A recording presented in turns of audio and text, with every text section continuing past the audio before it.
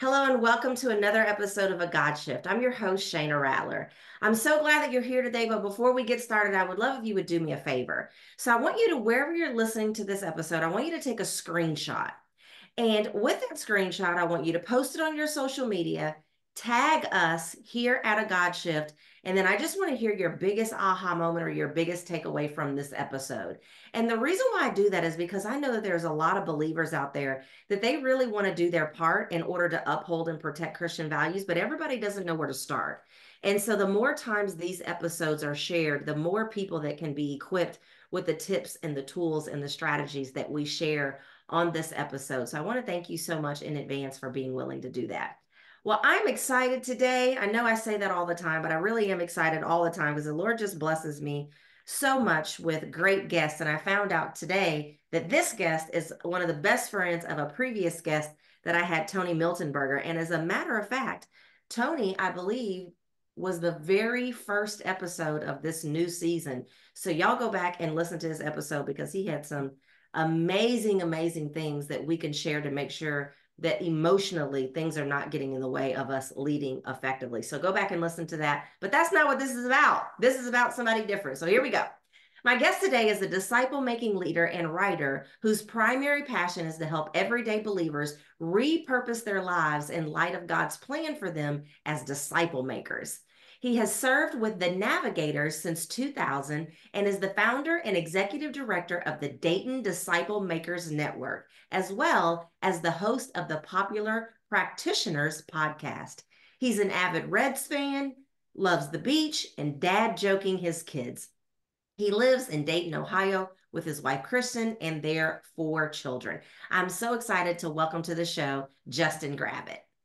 Thank you, Shayna. I'm really excited to be here and for our conversation today. Absolutely. So, you had the word disciple maker um, in your bio a number of times, and I know that's one of those words that everyone can't make sense of. And some people think, oh, like maybe that's just for pastors, or maybe that's just for I don't know who. And so I think it would be a great place for us to just talk about like what is meant by making disciples, and then I would love to hear how you got started. Yeah, absolutely. So I would distinguish disciple maker from discipleship. So those who are around me a lot realize that I don't use the word discipleship. I think that it's one of those words that has been uncared for and is all rusty. And the result is that we use discipleship a lot. And it's like, I don't know what's meant by that. Are we talking about Bible study? Are we talking about making coffee before church, which some people have used it that way with me.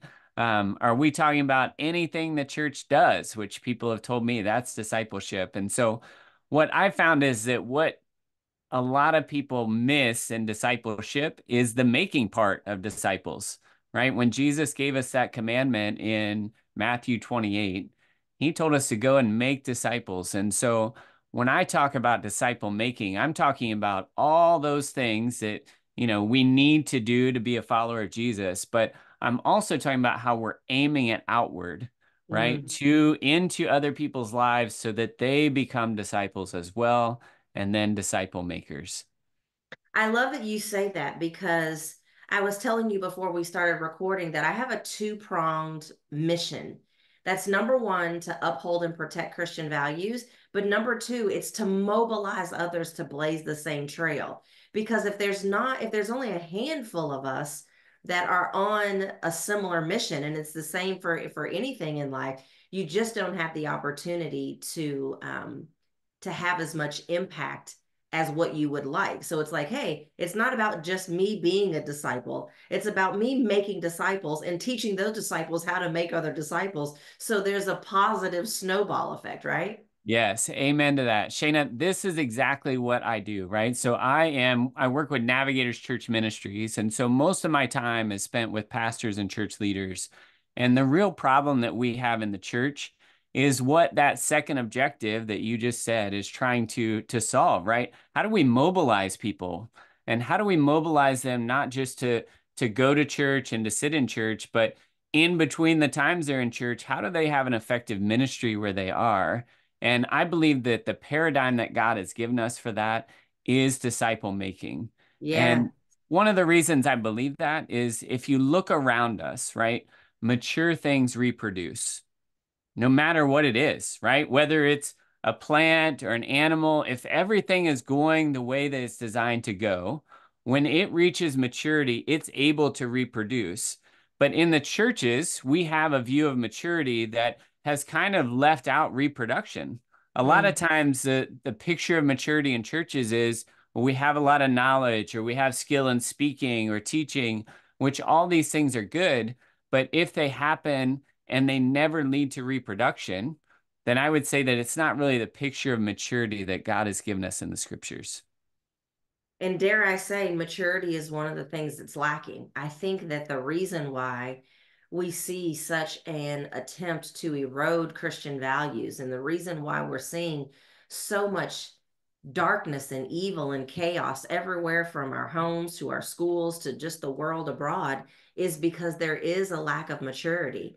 We have this sense, this such a strong sense of self. And they talk about YOLO, you only live once. And it's like, yeah, but if you don't live right that one time, you're going to live the rest of your once in a place that you don't want to live. That's And so exactly I right. love that you talk about maturity because I think that looking at the life cycle of things and making sure that there is a plan in place for a continuum is one of the definitions of maturity. Because if not, you make a disciple and then what?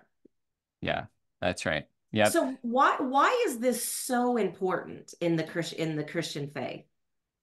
Yeah, so it's so important because with the lack of disciple making, we will get what we've been getting, right? Mm, So if you look at the church and where we're at as a culture in the West, we see churches not really working well for anyone.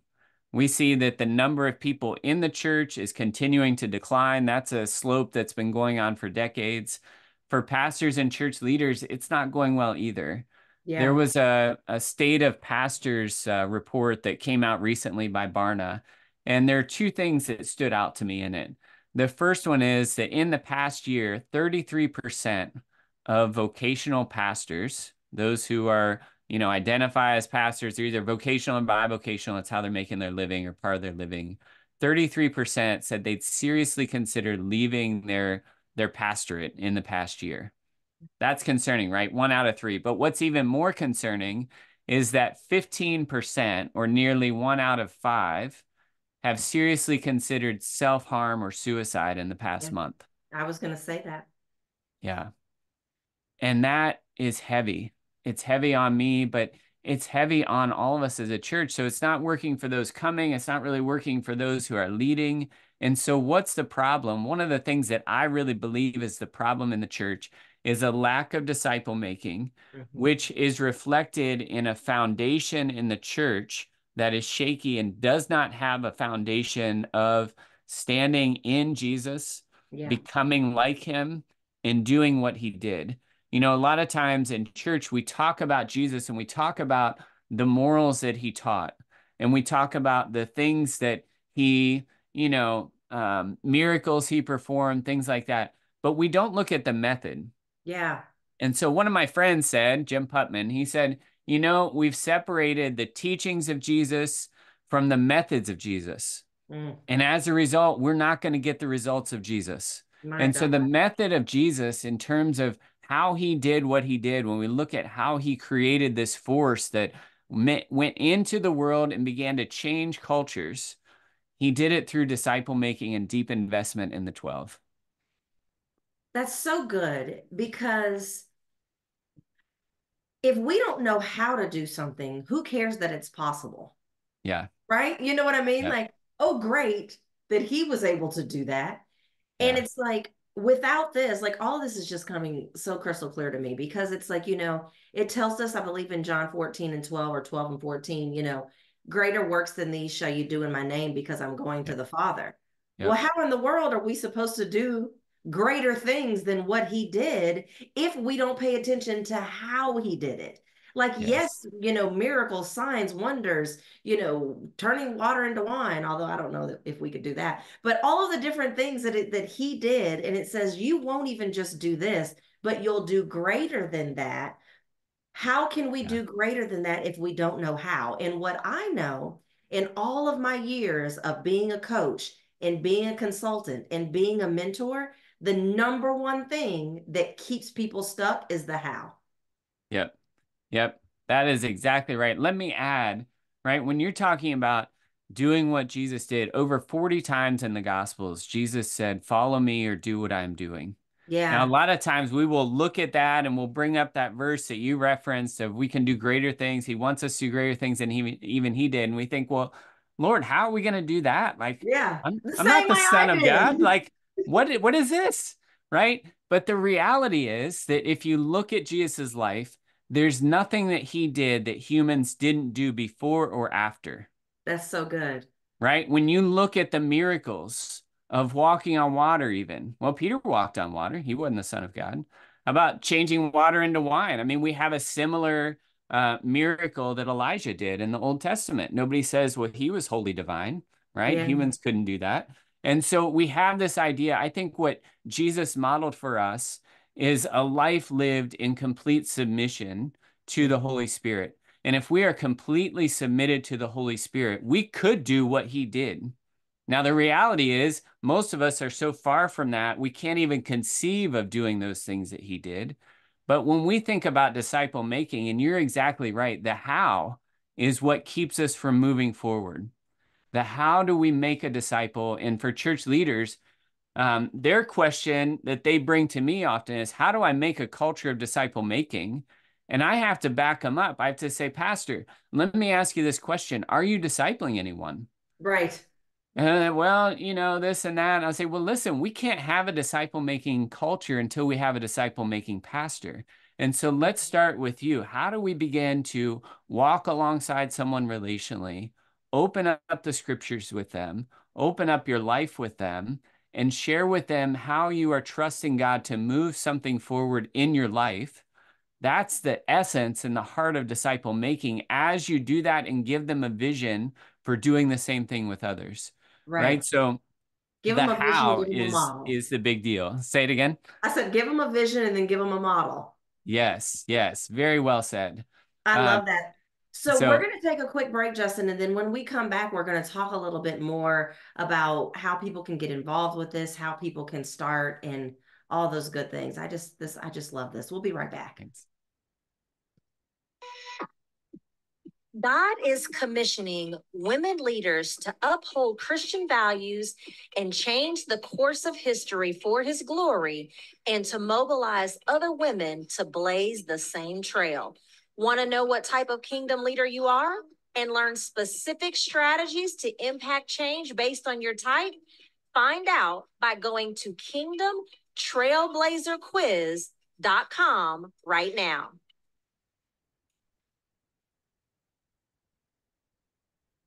All right, we're back. So we're talking about making disciples, not discipleship. We're talking about making disciples. So Justin, you've been doing this a really long time. And so I would love to know if you could share like a memorable story or testimony of disciple making that has either impacted you or other people. I bet you have Yes, dozens. yes. Which one to choose from? So one of my favorite stories took place about 3 years ago, and I was working with a pastor as I normally do, and then he starts to lead a team. We're co-leading this team of everyday church people together. And one of the people on this team was a woman who was in her late 50s. Her husband had been pastoring for decades, but had now retired. And we just went through how do we make disciples? And so I was walking with them every other week, giving them some tips and some pieces of scripture around what did Jesus do? Because that's what I believe that this he knew the perfect way to make a disciple. And so his way is the best way. Let's follow what he did. And so she started doing that. And she started to walk alongside another woman and actually it's two other women. And after about 3 months, we were sitting around as a team. We are just talking about the impact that that had made on them as individuals. And she said, and she kind of choked up as she said it. She said, Justin, I've always felt like there was more that I could be doing or should be doing. Now Mm, remember, this is the wife of a pastor, right? So there was a lot she was already doing. correct. But she said, I always felt like there was more I should be doing. And then she choked up and she said, I think this is it. This is the way that God is calling me to influence and impact women and to walk with them so that they begin to do the same thing. Yeah. Now, that is so significant because a lot of times I think women feel and men too, but hey, I don't know how to do it, and so I can't do it. And the churches, a lot of them aren't great at lifting women up and helping Right. them see, no, you are gifted, and God has called you to do just as significant ministry as anyone else. And so to help them step into that, there are no barriers in disciple making, Mm, right? That if you can walk alongside someone and earn influence with them, then they can be impacted and stamped by your image of God that you are representing. And one of the things that I really believe in disciple making is that it's personal and relational and it's intentional. And so if we're doing that, then the way I disciple somebody is going to come out of who I am. yeah. Shane, the way you disciple someone is going to come out of who you are. And so it's going to look a little bit different, but it's going to be fully you. And those that you influence, maybe I would never be able to influence them because the style and the personality is going to be so different. And so this is the way that I believe God's calling all of us to walk out our faith and to impact other people as we build the kingdom, who then go and they build the kingdom, right? And so we have this multiplication that happens. And one of the privileges that I have is I lead a national team, the Navigators Church Ministries team, all across the country of men and women who are doing this together in churches and with church leaders and with everyday church people. And so, you mentioned, how do we get started in it? There's lots of ways to get started, right? Chances are you have somebody around you that you're a little bit ahead of in the faith Mm-hmm. that you could begin to intentionally help and disciple them. And for people that want a lot of help and a lot of, hey, what would it look like? Maybe they're already feeling called to something like this, but aren't sure where's there a team to do this with? Yeah. We would love for you guys to come and talk with us about what that might look like to join us in making disciples right where you at in the church and through the church to the community. I love that. And so do you have, I know a lot of organizations, they use like a framework or do you have a particular framework that you can speak to? And the reason why I say that is not because I want you to like give away what it is that you do because we're going to share how people can work with you on learning how to do this, but what are the big rocks in making disciples? Like, is it number one you do this and number three you do that? Like, what can you just give us some general idea of where we or what either what it consists of or how, I guess, what it consists of, because in order to get started we need to kind of have some kind of Yeah, construct so of like what does it consist of. yep. So we do what's normally called tools-based disciple making, which most people never heard of, right? So most disciple making is I'm going to give you a curriculum or a book Yeah, or a I know. program. I We're going went to through that move and I through still don't this. know that. I still didn't know if I was a disciple or if I knew how to make one. That's right. And I that's won't what call the typically, name of the program, but I was like, what is this? yeah, that's what typically happens. And Memorize so like 15 scriptures a week and answer questions that had nothing to do with nothing. I was like, okay, I guess I'm disciple now. I'm gonna make some other ones. right. Yep. And so our approach is a little bit different. So when I invite someone into a disciple making relationship, I explain to them what I'm inviting them into.